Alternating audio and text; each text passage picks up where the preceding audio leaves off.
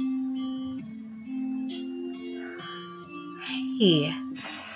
we are here tonight to talk about murder and Ferris wheels. Sort of. Devil in the White City. It's a great story. Erik Larson is amazing, and he can tell a nonfiction story like no other. So, really, at the root of the story, what are we talking about here? We're talking about the devil. Who's the devil? H.H. Holmes, the White City, Chicago. Why is it white? It's not really white. I live there. It ain't white. White because they painted the whole exhibition white. Because this is a dual story. This is a story of a murderer who took advantage of a situation where there were so many people coming into his beautiful city for the World's Fair in 1893. So, half of our story is Herman Webster Mudgett. It's not a beautiful name. No, it's not. So you can see why the alias of H.H. Holmes would have been appealing to him, right? Like, Holmes, what do you think of? When you think of Holmes, you think of Sherlock Holmes, perhaps? Sounds a lot better. So, Herman, he was kind of an unfortunate child. He didn't have a really great childhood. He was bullied. And so he grew up and turned into a murderer because, like, that's what happens, right? He was very handsome and he was very charming. So he was able to kind of bend people to his will, which is a theme for his entire life. He was a very skilled manipulator. He did go to medical school at the University of Michigan, even though I like Ohio State, so whatever. But he bought a pharmacy in Chicago. He pretty much lied his way into it, and then racked up lots of bills, which he never paid. And when the World's Fair, which is the other half of the story, came to town, he definitely capitalized on that experience. So, the World's Fair. Let's talk about that, because that's the other half of the story. And so, you're all familiar with the Eiffel Tower, of course, because it's the Eiffel Tower. It's amazing. Well, let me tell you, when they were putting things together for the World's Fair in Chicago in 1893, they wanted to beat Eiffel. They wanted to create something so amazing that it would blow all of that out, right? It was pretty amazing. There were a lot of things that were introduced at the World's Fair in 1893 in Chicago. Pabst Blue Ribbon. Come on, I'm from Ohio. We know PBR. Yes. Juicy Fruit. Definitely a favorite of mine. What else? Ooh, dishwashers. Yep, that made its exhibition.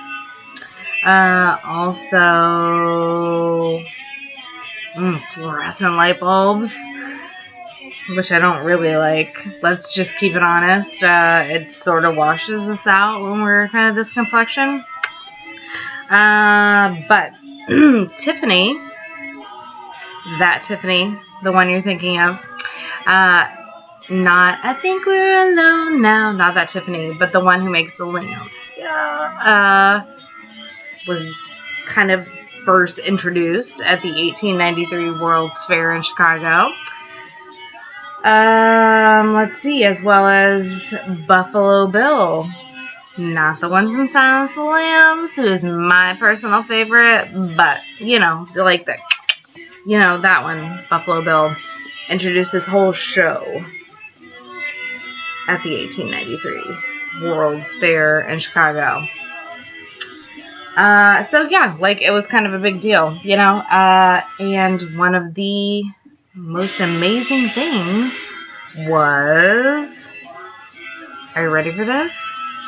The Ferris wheel, which kind of scares me. Like, to be honest, I'm always afraid I'm going to get stuck at the top, which why I won't go on the Orlando Eye. That's what it's called. Yeah, so back to H.H. Holmes. So yes, all of this was going on. People were coming because it was amazing, and it was all that. So there was a murder in their midst. This hotel, he built this hotel. It was crazy. Like, I'm telling you, secret passageways, hidden rooms, and like, this motherfucker was so in debt. Like, you don't even know. Like, he was, what's the saying? Peter and Paul or something. I don't know. Whatever. I'm not really good with the Bible things. He had these guys, because let's be honest, this was 1890s. Like, it was all dudes, building this amazing hotel for him. And, like, every step of the way, because of all the secret shit he was building, he would kill the people. Like, once they built, like, one part of it, like, they would just disappear. And nobody knew what happened to them. But then, the fair, right? So, all these people coming into town, single women, and they're coming to stay in his hotel, and like crazy. He had so many weird things, like the gas lamps, which were like the new thing. They would emit like poison fumes, and he would kill him.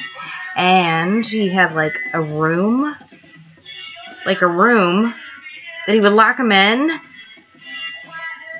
and poison them with gas, and he would sit in the other room with his feet on the desk while they died, and he could hear him screaming. It's crazy. There was a basement, and like, yeah, because like I said, he went to medical school, so like, you know, he was a doctor. Anyway, so I bet you want to know, like, does any of this still exist in Chicago? And sorta, yep, some of it, most of it's in museums. There was the Wooded Island, which the developers of the whole World's Fair were, well, some are more proud than others, but read the book, you'll find out. Like, they had, like, little boats that went out, and, it's still there, but I believe that somebody just cleared it off. Not 100% sure. Anyway, the spot where the hotel that H.H. Holmes built, it's not there anymore. It's a post office, which is sort of fitting, right? Anyway, I hope that this review has encouraged you to read Devil in the White City. And maybe you'll come back and watch me next week when I review another book. Good night.